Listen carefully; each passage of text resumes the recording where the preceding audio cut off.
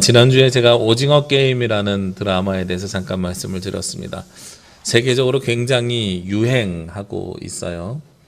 거기에 첫 번째 게임으로 무궁화 꽃이 피었습니다를 하는데 뉴스를 보니까 외국인들이 초록색 추리닝을 입고 무궁화 꽃이 피었습니다를 하는 모습이 파리에서 아프리카에서 일어날 만큼 세계적으로 굉장히 인기를 끌고 있는 것 같습니다.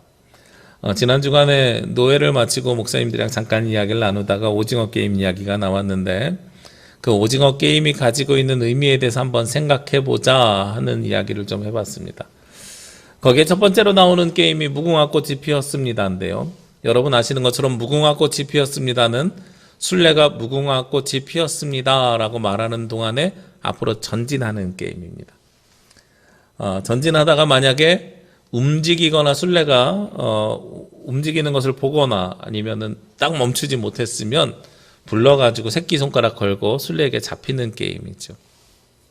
그런데 드라마에서는 그것이 어떻게 그려져 있냐면 시간 안에 결승선을 통과하지 못하거나 움직이게 되면 총을 맞아서 죽게 되는 게임으로 나옵니다. 드라마에서는 무궁화 꽃이 피었습니다가 경쟁에서 통과된 자와 통과되지 못한 자, 이긴 자와 이기지 못한 자, 기준을 통과한 자들 이렇게 구별하고 나머지 탈락한 사람은 죽는 게임이에요. 근데 사실 잘 생각해 보시면 무궁화 꽃이 피었습니다의 본질은요, 누군가를 탈락시켜서 배제시키는 게임이 아니라 움직여서 술래에게 걸리면 새끼손가락 걸잖아요. 그럼 그 새끼손가락이 계속 늘어납니다. 그러다가 나중에 한 사람이 와가지고 술래와 잡힌 사람 사이에 새끼손가락을 끊어버리고 도망가는 게임이에요. 다시 말하면 무궁화 꽃이 피었습니다. 누군가를 탈락시키는 게임이 아니라 포로된 자를 살려주는 게임이고 생명을 살리는 게임이에요. 그래서 제가 곰곰이 생각해봤더니 무궁화 꽃이 피었습니다는 포로된 자에게 해방을 이라고 이야기하는 잡혀있는 사람에게 자유를 주는 하나님 나라의 게임인 거예요. 이게 어떻게 보면.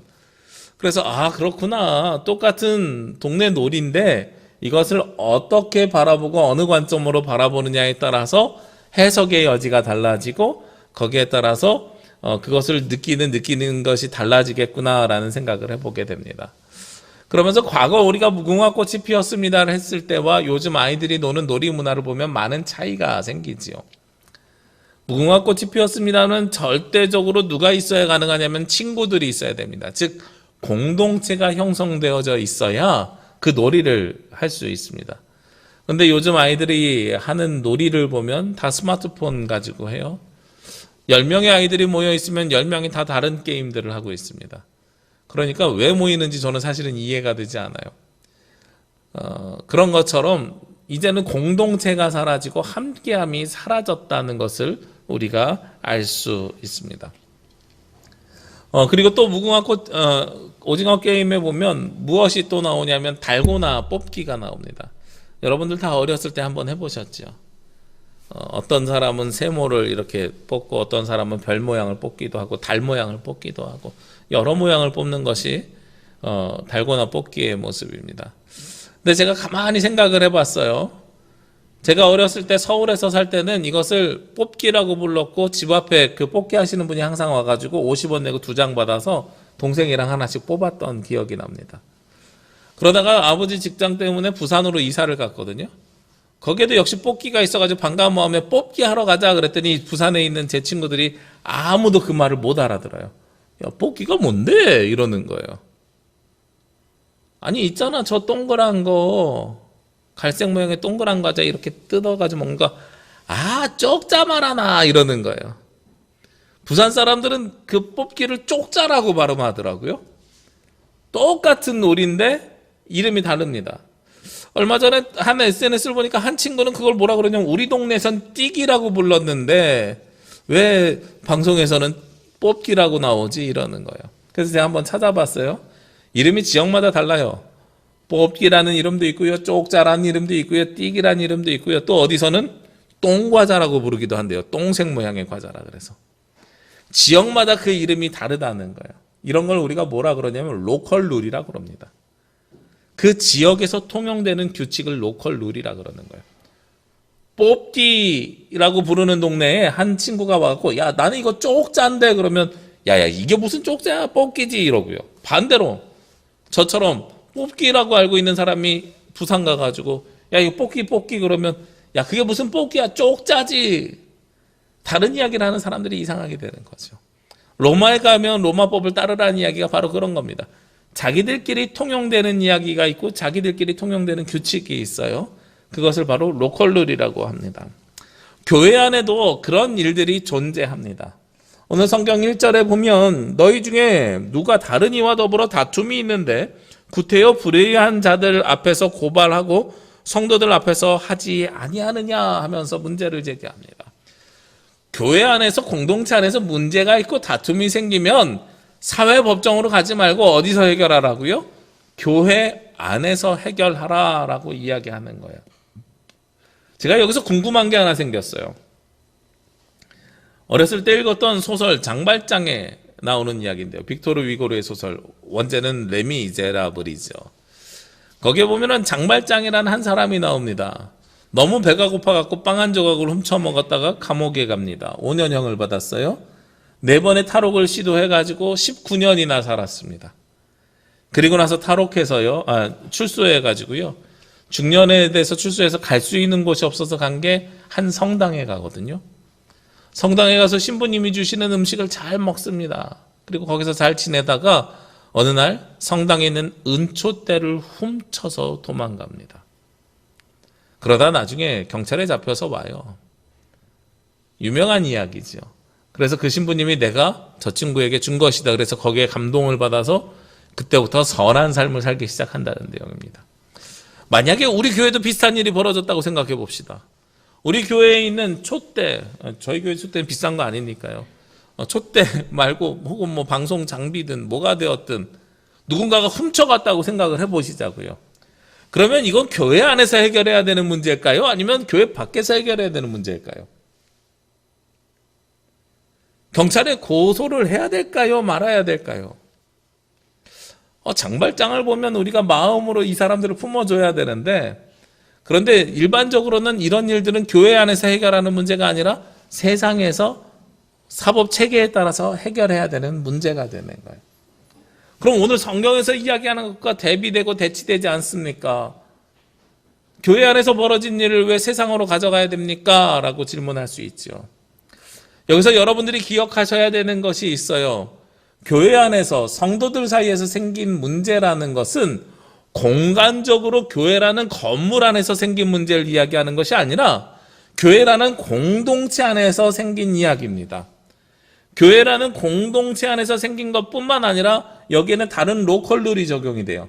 어떤 로컬 룰이 적용되냐면 우리가 대한민국이라는 이 땅에서 살아가고 있지만 우리가 세상에서 잘못하는 기준으로 잘못하는 것은 대한민국 형법에 따라서 벌을 받아야 되는 것이지만 여기서 이야기하는 성도들 간의 분쟁은 신앙적인 분쟁, 영적인 분쟁, 그리고 세상과 다른 교회 안에서의 이야기들에 한정 짓고 있는 거라는 거예요.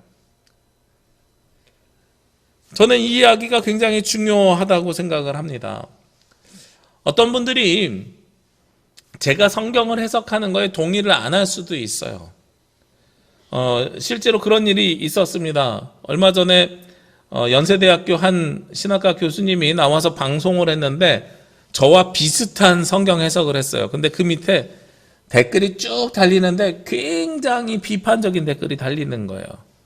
예를 들어 드릴게요. 그 교수님이 무슨 이야기를 했냐면 연세대학교 김학철 교수님이란 분인데 포도원 품꾼의 비유 기억하시죠? 저도 그 품꾼의 비유를 이렇게 해석한 적이 있는데 포도원 품꾼의 비유를 잠깐 설명을 드리면 한 사람이 일하러 나왔는데 어떤 사람은 아침부터 일을 했고 어떤 사람은 낮 정오부터 일을 했고 어떤 사람은 1시간 전에 나와서 일을 했는데 똑같이 한 데나리온을 받았단 말이에요.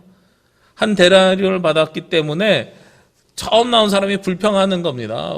아니 왜 저 1시간 일한 사람과 12시간 일한 내가 똑같은 돈을 받느냐, 이거 불공평한 거 아니냐 그랬더니 주인이 뭐라고 이야기하냐면 그거는 내 맘이다, 나에게 주권이 있다, 내가 주는 대로 받아라. 이게 이제 포도원 품꾼의 비유예요. 보통 이 말씀을 목사님들이 어떻게 해석을 하냐면 예수님을 먼저 믿은 자와 중간에 믿은 자와 돌아가시기 전에 믿은 자 모두 다 어디에 들어갈 수 있다고요? 하나님 나라 들어갈 수 있다. 보통은 이렇게 해석을 합니다.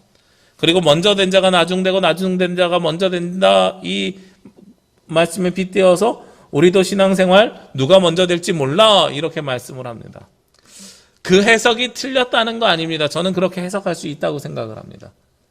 근데 저는 어떻게 해석을 하냐면 여러분에게도 그 본문을 가지고 설교할 때 그렇게 말씀드렸는데 이 본문에서 중요한 단어를 하나 찾으라고 하면 저는 한 데나리온이다 라는 거예요. 한 데나리온이 어떤 돈이냐면 당시에 혼자도 아니고요. 한 가정이 하루 동안 먹고 살 돈이라는 겁니다. 아빠가 일을 해서 한 데나리온을 가지고 오지 못하면 그 다음날 그 가정은 모두 다 쫄딱 굶어야 되는 상황이라는 거예요. 그러니까 아침부터 일한 사람이나 1시간 전에 일한 사람이나 다음날 그 가족이 굶지 않고 먹고 살려면 필요한 돈이 얼마예요? 똑같이 한 데나리온이다. 그리고 성경에 보면 이 사람이 게을러가지고 1시간 전에 나와서 일한 사람이 아니라 똑같이 아침부터 일자리를 찾았으나 주인이 그 사람을 선택하지 않아서 이 사람은 똑같이 아침부터 일자리를 찾았으나 주인이 선택하지 않아서 늦게 일하게 된 사람이다. 그래서 저는 그 본문을 볼 때마다 예수님이 이미 2000년 전에 무슨 개념을 갖고 계셨냐면 요즘 이야기하는 최저임금 혹은 최저생계비라는 개념을 이미 예수님이 갖고 계시더라는 거예요. 그리고 예수님이 가지고 있는 관심은 무엇이라고요? 그 사람에게 돈을 얼마나 줄 거냐, 사실 돈에 관심이 있는 게 아니에요. 예수님이 관심이 있는 것은 이 비유를 말씀하신 이유는 한 가장으로 인해서 먹고는 살아야 되는 것 아니냐라는 것에 예수님은 관심이 있다는 거예요. 저는 그 말씀을 그렇게 해석을 합니다. 근데 그 김학철 교수님의 그 글에 남겨놓은 댓글을 보니까요, 뭐라고 했냐면 이 자본주의의 기본도 모르는 사람, 사회주의자, 이런 댓글들이 쫙 달리는 거예요. 예수님이 사회주의자였을까? 뭐 이런 논쟁. 그 당시에 사회주의자, 자본주의자 이런 논리가 있지 않아요. 그리고 자본주의의 논리에 의하면 이 논리는 정말 잘못된 논리예요. 예수님이 정말 틀린 걸 말씀하시는 거예요. 그러면 이 논쟁이 이렇게 서로 다른 관점을 가지고 있는데 이거 어디서 해야 돼요? 교회 안에서 신학자들이 신학적으로 배경과 역사적 사실과 이런 것들을 가지고 논쟁을 해야 되는 겁니다. 근데 만약에 이런 일들을 가지고 법원으로 가져가는 거예요. 저 사람 해석이 맞아요? 내 해석이 맞아요? 재판장님 판결해 주십시오. 그러면 그게 맞는 이야기가 틀린 이야기예요. 틀린 이야기라는 거예요. 교회 안에서 예수님에 대한 말씀에 대한 본질을 가지고 우리가 신앙생활을 어떻게 해 나가야 될지라는 문제는 어디서 해결하라고요? 교회에서 해결하라고요. 그렇지만 공간만 교회 안에서 벌어진 일이지 사회적으로 문제되는 일들은 어디로 가져가야 돼요? 저는 사회법정으로 가져가야 된다고 생각을 합니다. 지난달에 있었던 우리 교단총회가 굉장히 잘한 일이 많이 있습니다. 제가 말씀드렸죠. 기장 교인들이 자부심 가져야 되는 이유에서 여성총회장을 세우고 뭐 여러 가지 일들, 뭐 남신도회, 여신도회 대표자들에게 정회원권을 주고 여러 가지 일들이 있었는데 저는 그 중에 가장 잘한 일이라고 생각되는 것 중에 하나가 뭐냐면 양성평등에 관련된 일입니다. 교회 안에서 목회자나 혹은 장로님이 성적인 폭력을 휘두르게 되면 그것을 어떻게 처분할 것이냐. 피드수첩이나 이런 데 보면은요, 많은 교단의 목사님들이나 지도자들이 뭐라고 이야기하냐면 이건 교회 안에서 벌어진 것이라 세상으로 가져가는 것이 맞지 아니하다고 이야기를 해요. 저는 그 이야기에 반대합니다. 남성이 권위를 가지고 성폭력하는 것은 이건 교회 안에서 벌어진 일이 아니에요. 사회적으로 처벌을 받아야 되는 일입니다. 이번에 교단총회에서 무엇을 결정했냐면 사회적 처벌에 따라서 저 사람을 교단 강단에 세울지 말지 면직까지 가능할 수 있도록 법이 바뀌어버렸어요. 이게 세상법정에 가지고 가는 것이 잘못된 일입니까? 아니요, 저는 합당한 일이라고 생각합니다. 우리 그리스도인들도 사회 구성원이기 때문에 사회 구성원들의 통념에 잘못된 일을 행하면 사회적으로 처벌을 받아야 되는 것은 당연한 일이라는 거예요. 그러니까 여기서 성도님들이 무엇을 구별해야 돼요? 우리가 다투는데 이 다툼의 상황이 공간의 이야기가 아니라 사회적으로 잘못한 일이냐 혹은 신앙 안에서 잘못한 일이냐라는 것을 먼저 구별하셔야 됩니다. 그리고 신앙 안에서 잘못된 일이면, 혹은 신앙 안에서 의견의 차이면, 혹은 신앙 안에서 다툼이 생기면 이것은 어디 안에서 해결해야 되냐면 교회 안에서 해결하는 게 맞아요. 그러나 공감만 교회 아니지 사회에서 벌하는 것과 동일한 나쁜 짓을 저지르면 그것은 사회로 가서 벌을 받는 것이 맞는 겁니다. 한 가지 제가 더 예를 들어드리겠습니다. 제가 부목사 할 때인데요. 안수를 받던 해에 충격적인 사건이 하나 있었습니다. 어떤 충격적인 사건이 있냐면 예배당에서 새벽 설교를 하는데요.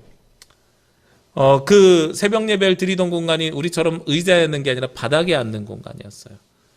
바닥에 앉아서 새벽 예배를 드리는데 한 집사님이 맨 앞에서 열심히 기도하고 있는데 저는 설교를 하고 있는데 저 뒤에서 저보다 등치가 큰 한 남자가 들어와서 그 여자 집사님을 발로 뻥 찼어요. 그래서 같이 기도하던 장로님들이 놀라서 데리고 나갔고, 그리고 뭐 여러 이야기를 해봤더니 들려오는 결론이 무엇이냐면 그 여자 집사님이 교회에다 헌금을 너무 많이 해서 집에 먹고 살 게 없다고 남편이 화가 나신 거예요.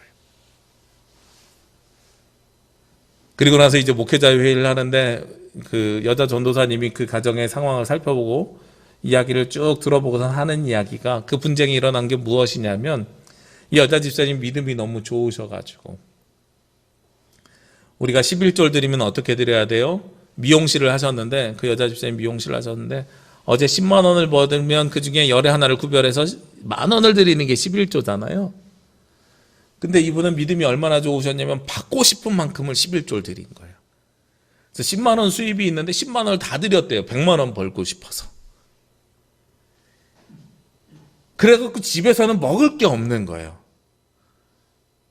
가족들이 화가 나겠어요? 안 나겠어요? 그러면 이 문제를 어떻게 해결해야 돼요? 그 남편의 이야기는 한쪽으로 이해가 다요. 그래서 헌금한 거 좀 돌려달라는 거예요. 제가 그래서 말씀을 준비하면서 한번 찾아봤어요. 헌금 반환 소송. 그거 한 사람들이 있더라고요.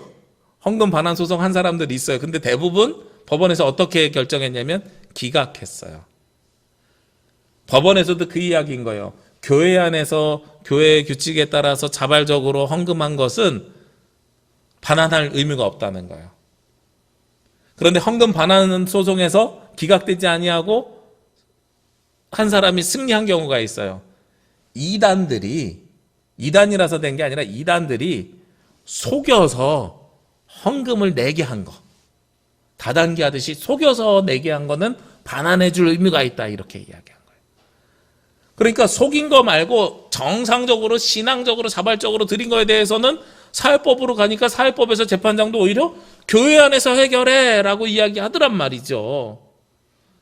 근데 목회자들은 굉장히 난감한 거예요. 이 가정을 내버려 둬야 되는지 말아야 되는지. 그리고 헌금은 교회에다 드린 게 아니라 누구에게 드린 거예요? 하나님께 드린 거니까 이걸 어떻게 해야 되느냐. 내린 결론은요, 헌금을 돌려드릴 수는 없다. 너무 가슴이 아팠어요. 그래서 방법을 찾았어요. 1회에 한정해서 구제비를 따로 드리자. 대신에 헌금을 드릴 수는 없지만 구제비를 드리자. 그리고 그 여자 집사님을 교육을 다시 시키자. 지도를 하자. 그래도 이분은 계속 헌금을 너무 많이 해요. 제가 담당 교구 목사였는데 집사님 그렇게 하시면 교회 분란이 일어나요. 오히려 가정에 분란이 일어나요. 그렇게 하시면 안 돼요를 자꾸 주지시키고 말씀을 드려야 될 만큼 힘든 일이었어요. 오늘 성경에서 무엇을 이야기하냐면 우리가 가지고 있는 문제, 그것을 세상으로 가지고 가는 것만으로도 그것이 무엇이 된다고 이야기하냐면 허물이 된다 하고 말씀하고 있어요. 오늘 6절 말씀해 보면 형제가 형제와 더불어 고발할 뿐더러 믿지 아니하는 자들 앞에서 할 것이냐 하면서 7절에 너희가 피차 고발함으로 너희 가운데 이미 뚜렷한 허물이 있나니 차라리 불의를 당하는 것이 낫지 아니하며 차라리 속는 것이 낫지 아니하냐. 이 이야기는 무슨 이야기냐면 세상의 잘못이 아니라 공동체 안에서 벌어진 잘못된 일. 아까 그 헌금에 대한 문제, 헌금 반환 소송 해봐야 기각된다고 말씀드렸잖아요. 교회 안에서 벌어진 문제거든요. 이걸 세상 법으로 가져가면 무엇이 드러나요? 교회의 허물이 드러나게 되는 거예요. 이 어떤 허물이 드러나게 되냐면 신앙의 바른 확신을 가지고 믿는 믿음의 신앙이 있어야 되는데 맹신하고 기복적이고 그리고 자신의 헌금조차도 무엇으로 해요? 내가 하나님께서 주신 것에 감사해서 드리는 것이 11조 예물인데 받을 것을 예상해서 드리는 것, 받고 싶은 만큼 드리는 것은 이것은 굉장히 하나님을 무엇으로 보는 거예요? 물질적으로 보는 잘못된 신앙을 가지고 있는 거거든요. 그걸 그냥 그대로 드러내는 거예요. 우리의 허물을 드러내는 거예요. 그 사건 자체가. 이런 일들은 어디에서 해결해요? 교회 안에서 해결해야 돼요. 그러나 아까 말씀드린 것처럼 절도 사건이 일어났어요. 성폭력 사건이 일어났어요.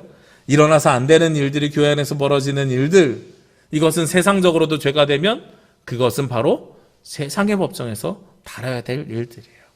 그리스도인들이 이 두 가지를 구별해야 됩니다. 이 두 가지를 구별하는 것이 우리가 신앙생활하면서 다툼을 해결하는 가장 중요하고 첫 번째 방법입니다. 그것을 구별하지 못하면은요, 예수님의 이름으로 우리의 잘못을 덮는 오류가 생기는 것이고요. 그것을 구별하지 못하면 그리스도인들이 세상에서 덕이 되지 못하는 일들이 생겨나는 거예요. 오늘 성경에서 그러면서 누구를 이야기하냐면 불의한 자들에 대해서 이야기를 합니다. 오늘 9절 말씀에 보면 불의한 자가 하나님의 나라를 유업으로 받지 못할 줄을 알지 못하느냐 하면서 어떤 사람이 불의한 자래요? 미혹을 받지 말라. 음행하는 자나 우상 숭배하는 자나 간음하는 자나 탐색하는 자나 남색하는 자나 도적이나 탐욕을 부리는 자나 술 취하는 자나 모욕하는 자나 속여 빼앗는 자들은 하나님 나라를 유업으로 받지 못하리라. 이 사람들은 어떤 사람들이에요? 교회 안에서만 잘못된 사람들이에요? 아니죠. 세상에서도 죄가 있는 사람들이죠. 우리가 끊임없이 이야기하는 것이 그런 겁니다. 지난주 말씀 기억하시면 고린도전서 5장에서는 음행하는 사람들에 대한 문제를 제기합니다. 음행 자체에 대한 문제도 제기하지만 그 음행을 받아들이는 교회 공동체에 대한 문제도 제기합니다. 당시 사회가 음란한 세상이었고 성적으로 타락한 세상이었기 때문에 교회 공동체 안에서도 왜 우리에게만 강하게 도덕적인 것을 요구하고 왜 저들은 세상 밖에 있는 사람들은 상관하지 않느냐라고 이야기했을 때 뭐라고 이야기했어요? 앞에 있는 5장 12절 말씀에 보면 밖에 있는 사람들을 판단하는 것이야 내게 무슨 상관이 있으리요마는 교회 안에 있는 사람들이야 너희가 판단하지 아니하리라. 밖에 있는 사람들은 하나님이 심판하시려니와 이 악한 사람은 너희 중에서 내쫓으라. 뭐라 그랬던 거예요? 밖에 있는 사람들의 죄는 하나님이 다른 방법으로 심판하실 거야. 그런데 이 안에 있는 사람들은 성경에 근거해서 믿음으로 말씀으로 해야 돼. 근데 오늘 또 반대로 믿음 안에서 문제 생긴 것을 밖으로 가지고 나가지 마라고 이야기하는 겁니다. 좀 쉽게 말씀드리면 그런 거예요. 저희 아들이 저에게 질문하는 늘 하는 이야기가 있어요. 아빠, 왜 저는 10시까지만 게임을 해야 되나요? 내 친구는 12시까지도 하는데요. 이 이야기를 늘 한단 말이에요. 제가 지난주에 말씀드렸죠. 저의 대답은 한결같다고요. 넌 내 아들이기 때문이야. 12시까지 하는 건 다른 집에서 뭐 어떻게 하는 건 이야기할 필요가 없어. 그 집에서 할 이야기고 너는 아빠랑 같이 사는 한 10시는 자야 돼. 그러니까 그 이상으로는 그만 이야기해. 이런 이야기를 하거든요. 이게 지난주의 말씀이었어요. 오늘 말씀은 어떤 이야기냐면 아빠, 내가 12시까지 게임해도 되는지 안 되는지를 옆집 아빠한테 가서 물어볼게요 라는 게 오늘 이야기인 거예요.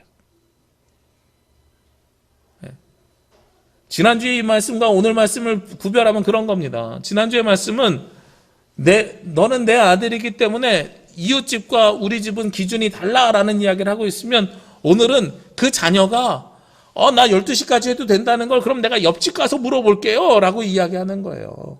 그것이 맞는 거냐? 아니라는 겁니다. 그것 자체가 우리 안에 허물이 있는 것을 드러내는 것이고 우리 안에 있는 것, 로컬 룰이라 그랬지요. 우리 안에 있는 규칙을 스스로 무너뜨리는 일이 생기는 거예요. 그러면서 오늘 이야기한 불의한 자 9절과 10절은요. 어떤 사람들을 이야기하냐면 세상에서도 죄인들을 이야기하는 겁니다. 여기서 여러분에게 질문을 한 가지 더 드리겠습니다. 세상 사람들이 이야기하는 죄인과 우리 교회 안에서 설교를 할 때나 말씀을 전할 때나 혹은 성경에서 이야기하는 죄인은 같을까요? 다를까요? 이 두 가지는 전혀 다르지요. 세상 사람들이 사용하는 죄인들은 어떨 때 죄인이라고 사용하냐면 대한민국의 형법상 법을 지키지 아니하고 타인에게 해를 끼쳐서 죄가 있다고 판정을 받고 감옥에 가는 사람들이 죄인인 거예요. 세상 사람들은 그 죄가 확정되기 전까지는 무죄 추정의 원칙 이래 갖고 무죄다라고 이야기를 하는 겁니다. 재판 결과 죄가 있다는 것이 확정되기 전까지는 무죄다 이 얘기는 재판에서 확정되어만 죄인이 되는 것이 세상의 관점입니다. 그런데요, 교회 안에서 뭐라 그래요? 여러분 모두에게 뭐라 그럽니까? 주여 우리는 모두 다 죄인입니다. 이렇게 이야기하죠. 우리가 모두 다 죄인이라고 이야기하는 것은 세상의 죄랑 전혀 다른 로컬 룰이 우리 안에 적용되는 겁니다. 우리는 어떤 죄인입니까? 누군가에게 해를 끼치거나 아니면 법률을 어겼거나 이래서 우리가 죄인이 되는 것이 아니라 우리는 날 때부터 죄인이라고 고백하는 거예요. 아담의 죄로 말미암아서 우린 날 때부터 하나님의 말씀에 순종하지 않고 내 욕심과 내 의지대로 살려고 하는 죄를 범하고 살아가는 것이 우리들의 모습입니다. 그렇기 때문에 내가 죽고 내 안에 예수 그리스도가 살기를 원하는 마음으로 주여 나는 죄인입니다. 나의 죄를 용서하여 주옵소서 하고 나오는 거예요. 이 이야기가 어디에 있어요? 오늘 2절과 3절 그리고 11절에 있는 말씀이 그 이야기입니다. 오늘 2절에서는요. 성도가 세상을 판단할 것은 너희가 알지 못하느냐. 세상도 너희에게 판단을 받겠거든 지극히 작은 일 판단하기를 감당하지 못하겠느냐. 우리가 천사를 판단할 것은 너희가 알지 못하느냐. 그리하거든 하물며 세상 일이랴. 여기서 판단은요. 세상 사람들이 하는 재판과 구별된 겁니다. 나중에 우리가 세상을 판단할 거라는 거예요. 우리가 세상을 구별할 거라는 겁니다. 우리가 어떻게 세상을 구별할 수 있어요? 11절 말씀이요. 너희 중에 이와 같은 자들이 있더니 주 예수 그리스도의 이름과 우리 하나님의 성령 안에서 씻음과 거룩함과 의롭다 하심을 받았느니라. 어떤 사람이 예수님 안에서 씻음과 거룩하심과 의롭다 하심을 받아요? 누가 그런 것을 받아요? 우리가 죄인임을 고백하고 예수 그리스도 앞에 나오는 사람들이 얻는 은혜인 거예요, 이것이. 그러면 우리가 이 은혜를 받은 사람들이 세상의 끝날에 하나님이 이 땅을 심판하실 때에 하나님의 대리자로서 우리가 세상을 판단하고 세상을 구별짓고 천사를 판단하는 일이 그때에서 비로소 일어나는 일입니다. 그러니까 우리는 어디 안으로 들어와야 돼요? 하나님 나라 공동체 안으로 들어와 있어야 되는 거예요. 그리고 공동체 안으로 들어와서 이 안에서 문제가 생기면 세상 법정으로 가지고 가지 말고 이 문제는 이 안에서 해결해야 되는 거예요. 엄밀하게 이야기하면 이 문제는 어디에 대한 문제예요? 구원에 대한 문제인 거예요. 누가 구원을 받았느냐 받지 않았느냐 이 판단은 세상 법정에서 할 수 있는 것이 아니라는 겁니다. 누가 구원을 받았느냐 받지 않았느냐라는 대한 문제는 오직 누가 판단하시는 거예요? 예수 그리스도로 말미암아서 하나님께서 우리 가운데 역사하심으로 이루어지는 의로움이고 거룩함이라는 겁니다. 그것을 왜 자꾸 세상 법정으로 가져가서 네가 맞냐 내가 맞냐라는 이야기를 하냐는 거예요. 모르긴 몰라도요. 성경에 직접적으로 나오진 않아도 앞에 1장부터 4장까지 고린도 교회의 문제에 대해서 말씀을 드렸잖아요. 그리스 철학이 발달된 동네고요. 그리고 서로 파벌을 지어가지고 바울파다 아볼로파다 이런 이야기를 했던 것. 그 다음에 많은 우상 신전이 있고 그 중에 아프로디테 신전이 있어서 성적으로 타락한 것. 이런 것들에 빗대어서 유추를 해보면 세상 법정으로 가져간 것이 어떤 것이겠어요? 앞에 있는 음행한 사람들을 받아들이는 문제, 그들을 어떻게 처결할 것인가에 대해서 신앙 안에서 해결해야 되는 것인데 영적으로 잘못한 일인데 그런데 이것을 자꾸 세상 법정으로 가져가서 봐봐 옆집도 괜찮으니 우리도 괜찮은 거 아니야? 이런 이야기를 하는 사람들. 그리고 그 사람들의 판단 기준이 하나님의 말씀이 아니라 자신이 가지고 있는 지적인 것에 근거해서 판단하려고 하는 사람들, 그들을 향해서 오늘 말씀하시는 거라는 겁니다. 교회 안에서 신앙생활 해나가는데 의견 차이가 있어? 그러면 우리 안에서 해결하자. 저는 그래서요, 성도들 안에서 건강한 대화들이 많이 이루어졌으면 좋겠어요. 근데 제가 여기서 좀 조심스러운 건 뭐냐면 우리 이 한국 사회가 참 희한하게도 토론을 하자 그러면 반드시 이겨야 되는 상황인 거예요. 우리가 거기에 너무 강박이 생겨 있어요. 토론을 하면 이겨야 돼요. 그래서 내가 말을 좀 잘 못했거나 혹은 상대방 의견이 좀 더 논리적으로 타당하게 맞는 것 같으면 토론에서 졌다고 생각하고 굉장히 분하게 생각을 해요. 근데 사실 토론이라는 것이 그런 과정이 아닙니다. 서로 생각의 다름을 이야기하고요. 어느 한 사람의 의견이 받아들여지겠지요? 받아들여지더라도 반대편에 있는 사람들을 배려하면서 이 일들을 진행하자는 거예요. 아직 우리 교회가 그런 일은 벌이지 않았지만 만약에 건축을 한다고 가정했을 때 건축을 찬성하는 사람과 반대하는 사람이 있잖아요. 반대의 논리가 있단 말이에요. 재정적인 부담과 여러움과 어려움. 찬성하는 논리가 있단 말이에요. 찬성으로 결정이 되면 반대하는 사람들의 그 논리를 기억하고 그들을 배려하면서 이 일들을 해나가자는 거고요. 반대한다 그러면 찬성했던 사람들의 그 논리를 기억하면서 반대 안 하는 일들을 해결해 가자는 거예요. 그게 토론을 하는 이유예요. 내가 이겼어, 내가 졌어 이거 하려고 토론하는 게 아니라는 거죠. 그렇게 건강한 토론을 통해서요, 그리스도 안에서 신앙을 이야기하고 신앙적으로 바른 모습들을 찾아가야 됩니다. 그것이 성도가 다툼, 분쟁, 어려움을 해결하는 방법입니다. 우리 이제 이 땅에서 살아가시는데요, 교회 공동체를 가지고 살아가시는데요, 여러분들이 세상에서 가지고 있는 기준 내려놓으시고 교회 안에 있는 로컬 룰을 기억하시길 원합니다. 교회 안에서의 기준은 예수 그리스도이시고 교회 안에서의 기준은 하나님이십니다. 세상의 죄인과 교회 안의 죄인을 구별하셔야 됩니다. 우리는 오늘 11절 말씀처럼 그리스도의 이름과 예수 그리스도의 이름과 우리 하나님의 성령 안에서 씻음과 거룩함과 의롭다 하심을 얻은 사람들입니다. 그렇기 때문에 우리는 쉽게 말해서 새로 된 자들입니다. 거듭난 사람들입니다. 우리 안에서의 기준은 거듭난 사람으로서의 기준이어야 되고 새로 된 사람들로서의 기준이어야 됩니다. 공간적으로 교회 안에서 벌어진 일을 세상으로 가지고 나가는 것이 아니라는 것이 아니라 공동체 안에서 신앙적으로 해결할 문제와 세상에서 해결할 문제를 먼저 구별하고, 신앙 안에서 해결해야 될 문제는 신앙 안에서 의롭다 하심을 얻은 자들끼리 하나님의 말씀 안에서 해결해 나가는 것, 그것이 성숙한 그리스도인이고 성숙한 공동체가 되는 것입니다. 우리는 지금 비록 부족하지만 우리 안에서 신앙생활을 해나가면서 말씀에 따라서 살아갈 때에 더욱더 성숙한 그리스도인들이 되시길 원하고요. 우리 안에서 미움과 다툼과 시기와 질투, 싸움은, 다툼은 없어져야 되겠지만 혹시 그러한 일들이 생겨나갈지라도 성숙된 그리스도인으로 하나님의 기준에 합당하게 그 모든 일들을 해결해가는 귀한 공동체로, 그리고 또한 그 공동체를 구성하는 성도들이 되시기를 주의 이름으로 기도합니다. 기도드리겠습니다. 거룩하시고 은혜로우신 아버지 하나님, 하나님께서 오늘 이 시간 우리에게 임재하여 주시고 동행하시고 말씀하여 주시니 감사합니다.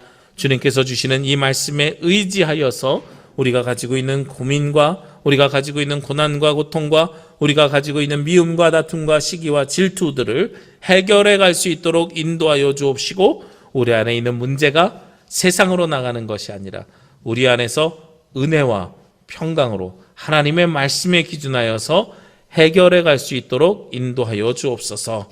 먼저 그것을 분별하는 지혜를 허락하여 주옵시고, 함께 소통할 수 있는 은혜를 허락하여 주시고, 교제를 허락하여 주시고, 그를 통해 온전히 하나님 나라를 만들어가는 그리스도인들이 되게 하여 주시옵소서. 이 모든 말씀 예수 그리스도의 이름으로 기도합니다. 아멘.